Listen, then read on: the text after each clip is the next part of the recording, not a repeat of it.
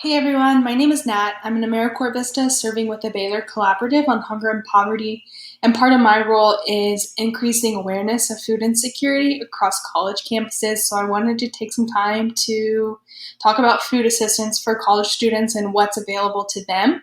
And so if you're a college student in Texas, this is applicable for you. I'm going to tell y'all what SNAP is and then walk y'all through how you can sign up for food assistance and start receiving benefits to help pay for your groceries. And so back in December, a COVID relief package was signed and put into effect, and it increased SNAP benefits of up to 15% per household and also increased the eligibility requirements for college students to be able to sign up for food assistance. And so I'll walk you through later what the requirements are for SNAP, but for now, I'm going to tell you all what SNAP is. It is formally known as food stamps, and so if you've heard of food stamps before, that's what SNAP is. And SNAP stands for Supplemental Nutrition Assistance Program. It's a federally funded government program that helps people put food on the table, and it is currently the largest program in the United States to help fight against hunger. And you might be wondering, well, why should I apply? Am I eligible? Is this actually going to help me? Well, the biggest benefit of being on SNAP is increasing your financial stability. You won't have to worry about paying as much for groceries out of your own pocket. It's a resource that is available to you. You're not taking it away from someone else that might need it more. It's on the table for you to utilize. It helps you to buy the food that you need for good health, and you can also buy food producing plants and seeds. And so if that's something that you're interested in, you can grow your own food, which in turn increases ownership of what you consume and put into your own body. So after you complete your application, you will receive a Lone Star card, and you might also hear electronic benefits transfer, or EBT for short. So if you hear Lone Star card or EBT, that's the same thing. So once your application is approved, you'll get your Lone Star card, and then the benefits will be loaded onto the card, and you'll use it just like a debit card. So you'll get X amount of money on the card each month. You'll go buy your groceries, and then when you're checking out, you can use your Lone Star card to buy your groceries. And some commonly known stores that accept SNAP here in Texas are H-E-B, Walmart, Target, Aldi.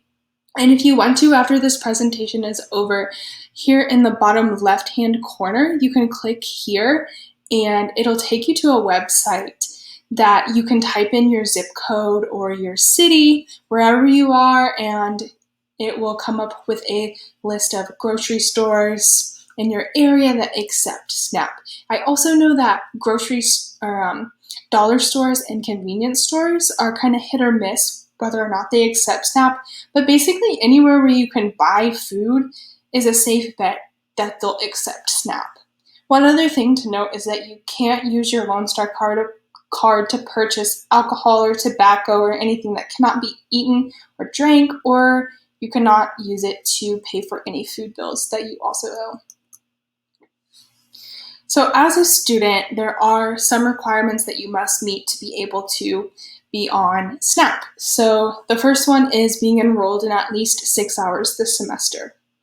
And earlier I mentioned that within the newest COVID relief package, the eligibility requirements kind of shifted a little bit, and so you now must meet one of these two of the following criteria. The first one is have an expected family contribution of $0, and if you receive the full amount for a Pell Grant, then you will automatically have an expected family contribution of $0. So it would be worth your time to go back and look at your financial aid award package to see if this applies to you. The other criteria is be eligible to participate in a state or federal work study. You do not need to actively be participating in a work study as of right now, but just be eligible. Of course, you can also be exempt from this rule if you have a disability or if you are already meeting the work requirement that was previously put into place prior to this newest bill. The other requirements are being a U.S. citizen / here as a legal immigrant, and then showing documentation of your assets, income, bills, and your identity. And now I'm going to walk you through the application process, and I will say you can complete it in one sitting. It probably takes around 30 to 60 minutes, so not too long, but it will take a good chunk of your day. So to start, you're going to go to yourtexasbenefits.com. You can just type that into your browser. It should be the first website that appears. And then once you're on the website, scroll about halfway down and you'll see a button that says Apply for Benefits. Go ahead and click on that. And then from there, you'll be prompted to create an account or to log in if you already have an account with Your Texas Benefits. And so the documentation that you're going to need to upload onto your account is your proof of identity.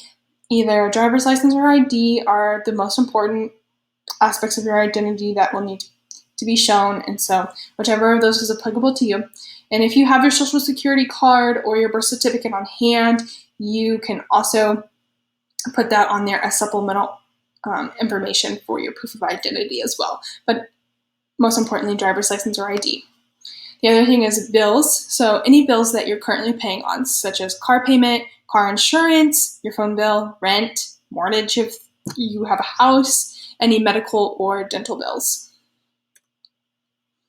Additional documentation that you need is proof of income, so your pay stubs from your last 3 paychecks if you're currently employed, and it may be requested a statement from your employer, but this is not something you'll need to upload unless prompted. And then your assets, so your most recent statements from your savings and checking accounts that you currently have open. So I do have a couple of notes about assets and income, because as a college student, this may be the first time that you're out on your own, but you might still have permanent residency with your parents, and so it can get kind of confusing. So the first thing is, if you do not live with your parents, then their assets and income do not count towards your application. So even if you have an established permanent residency at their home, but you're currently away at college for a vast majority of the year, you're living in a dorm, an apartment, you're off on your own, then their assets and income do not count on your application. So you're just applying as yourself. The next thing is that your SNAP benefits are not treated as income when you're filling out any financial aid forms. And so later in the year, when you're filling out FAFSA or other financial aid forms and you start receiving SNAP, then those benefits do not count towards anything on that application. And the same is true for the other way around. So if you're receiving scholarships or any other financial aid, then that income / asset does not count towards your SNAP application when you start filling it out. The last thing I wanted to mention about it was if you and your roommates buy and prepare at least half of your meals together, then you all will count as a household and will apply together. But if you are buying and preparing more than half of your meals just yourself, then you will apply as a single person household by yourself. So even if you have 3-4 other roommates living under the same house, but you're buying and preparing your own meals most of the time, then you just apply by yourself as a one-person household. So one other thing is just be prepared for a phone interview. This might just be to confirm a few things on your application, or if you left out some documents that were required, you will probably most likely get a call just to confirm any discrepancies that they might have noticed with your application, but it shouldn't be anything too probing, as most of the information that they will need will be warranted through the application. So once you've completed your application, feel free to download the Your Texas Benefits app on your phone, and on there you'll be able to keep up with your application status and view your benefits once you're approved. And so if you have any questions as you're filling out your application, then you can go to their website, or even on the app, there should be a Contact Us section on their website or app, and there should be a number you can call, or you can even just dial 211 for additional guidance, and that'll connect you to the Health and Human Services hotline, and they can also help you out that way as well.